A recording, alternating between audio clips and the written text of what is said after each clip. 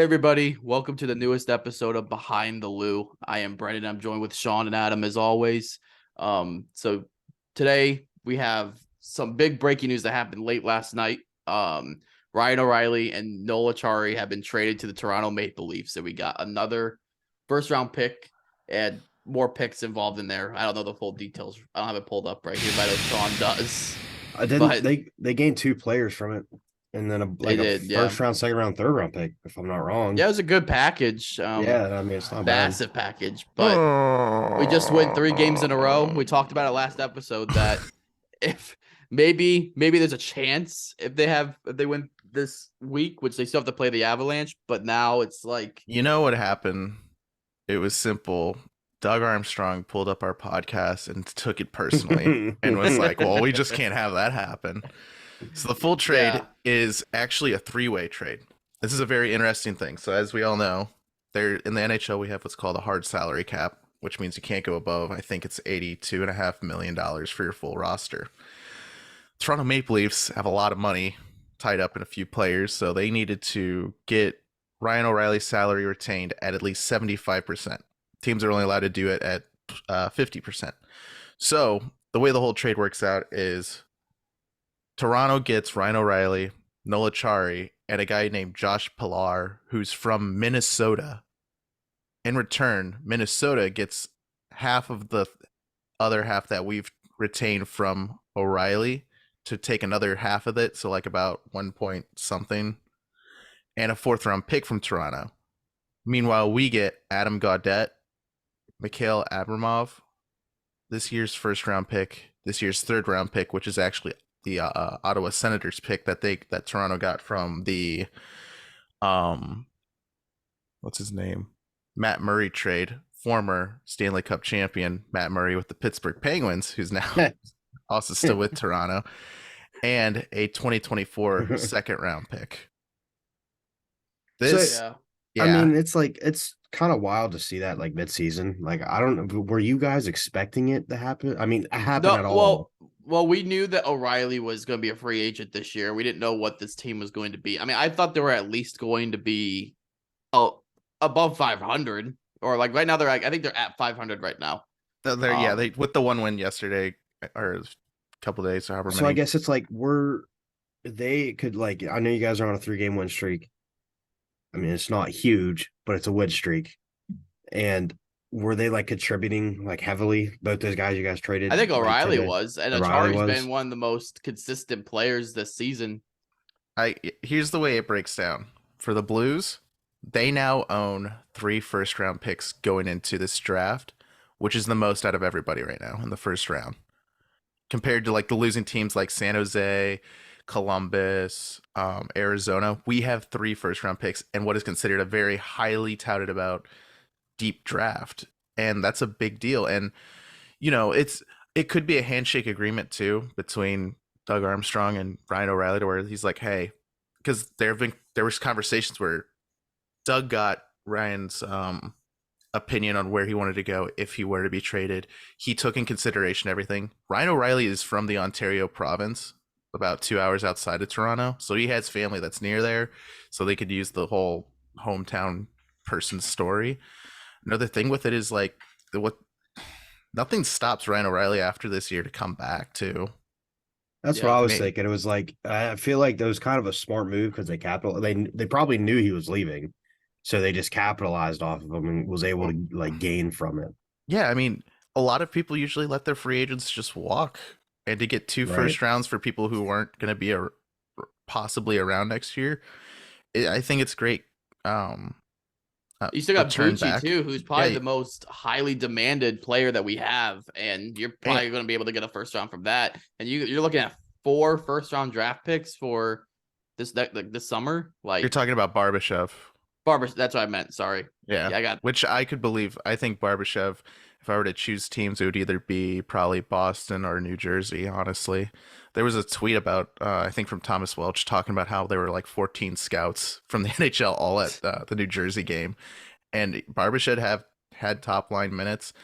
Look, there's still a lot of moves that can go around too. I mean, another rumor that's going on with it is one of the top 4 being traded out in either Justin Falk, Torrey Krug, Colton Parayko, Nick Leddy, One of those 4 contracts can also be moved. The problem is they have no trade clause, but those have always been waived.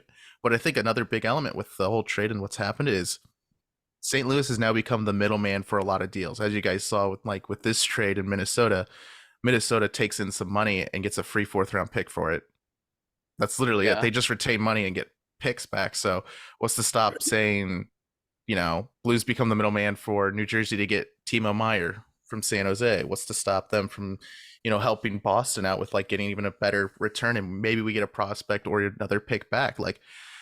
We now have about $9 million in deadline cap space, so we can take on so much. We can take on someone with term for next year. Let's say, Arizona wants to move on from a bad contract that they have too, or we can take on a bad contract.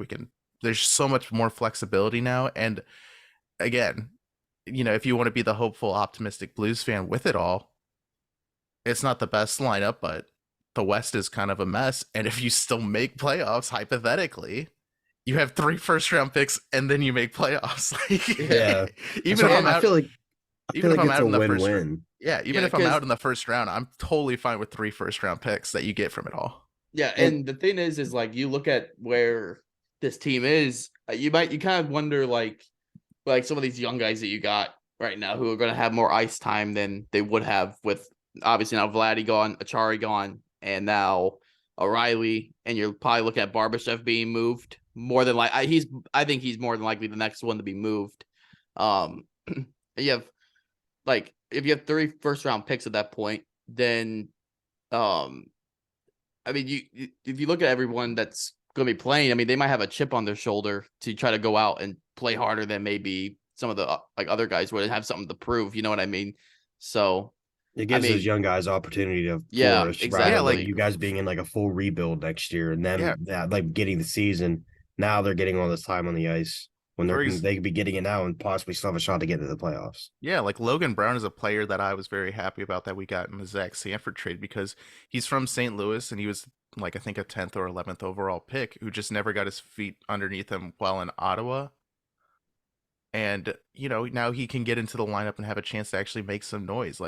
I want players to succeed. And, Logan Brown has sadly been taken out a lot by injuries and whatnot. But I remember being there at his first game in St. Louis and he scored. It was against Tampa Bay, and it was awesome because they showed his dad on the Jumbotron too, Jeff Brown, who played for the Blues and everything. And he just looks so proud of him. And, you just want the best out of most of these players. And, Logan Brown was actually a 11th overall pick with the Ottawa Senators way back when.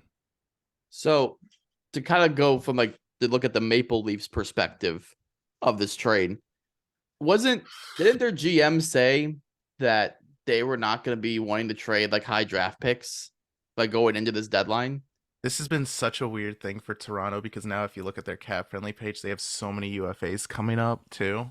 I don't really. I think this trade's a good. They're good players to pick up, but I mean, you gave up a lot. And I was when I was looking at this trade, I was not expecting to get that many picks. I was expecting a first rounder, but yeah, you're expecting a first and so and so player, kind of the same return as the Tarasenko, but it shows how much the league has really revered Ryan O'Reilly and his work in St. Louis to where they wanted to give him this. If you read The Athletic, they gave him gradings on there too. Most of them said that the Blues won out this trade, even though with Ryan O'Reilly leaving and whatnot. But still, it's again, we talked about it, I think, on the 3rd episode or so about just the center depth of having Austin Matthews, John Tavares, and now Ryan O'Reilly, David Kampf as your 4 centers, and actually having that perfect rotation of people who can own their own line. And let's say you want to just have a different top 6 of just Austin Matthews, Mitch Marner, and now Ryan O'Reilly, Tavares, Nylander, and Michael Bunting. It's just absolutely phenomenal. What I don't like about it, though, the trade in general, especially for Toronto, is they keep doing this thing, and they did it last year too, and the year before, where they doubled down on forward groups, and they always go after someone's captain. Before it was Nick Foligno with Columbus, and they've never put money in their defense.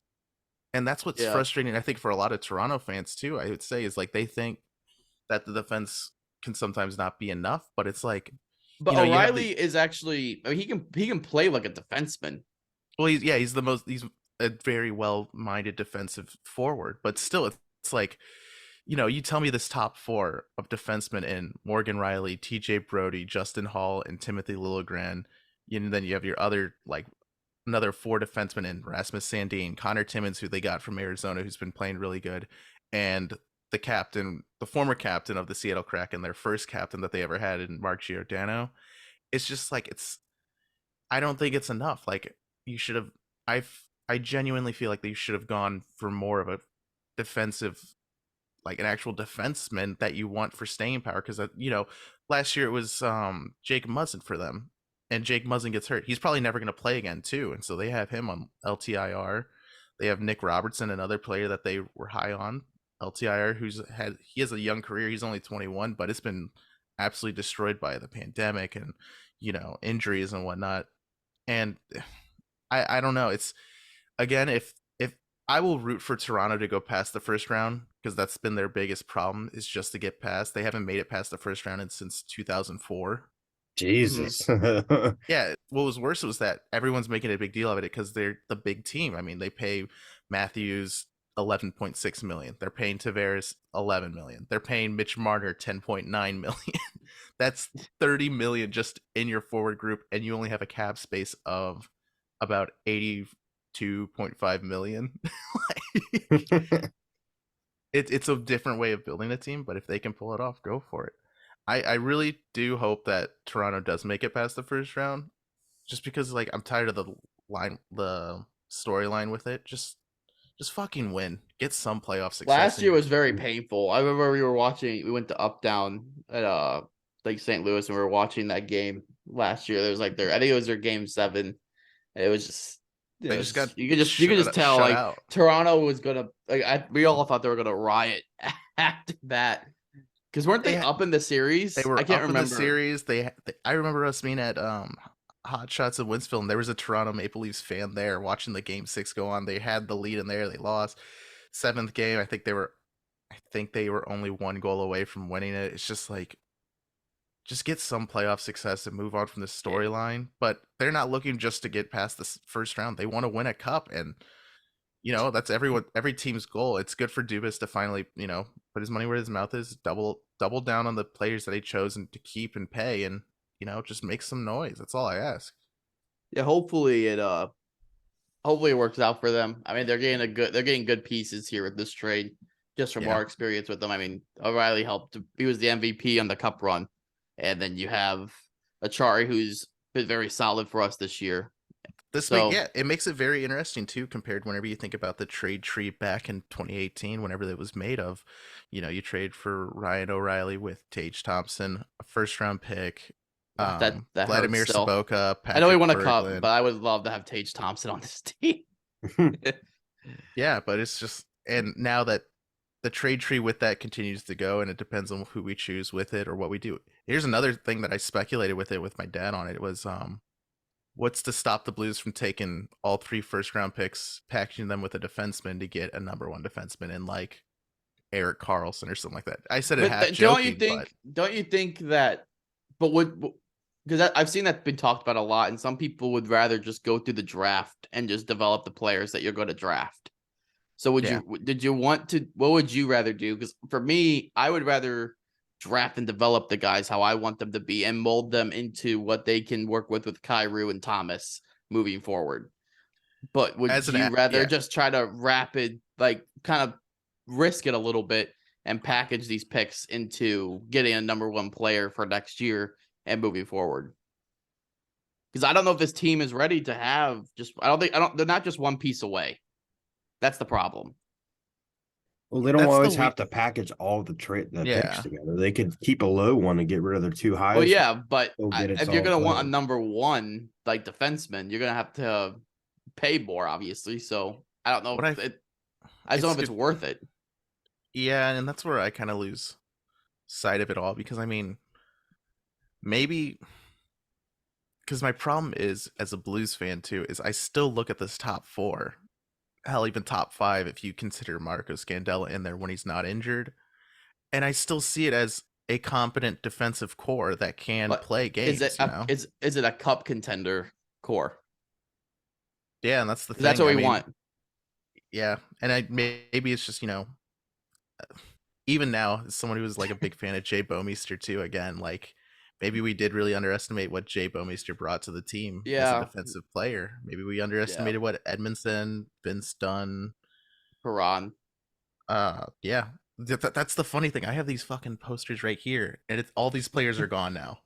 That was just Ryan a few O'Reilly. years ago. Yeah, you have Ryan O'Reilly giving Petrangelo, I see in the middle. Yeah, you have Ryan O'Reilly giving Perron the cup. You have Petrangelo in the middle with the famous picture, and then you have Vladimir Tarasenko right here. Like,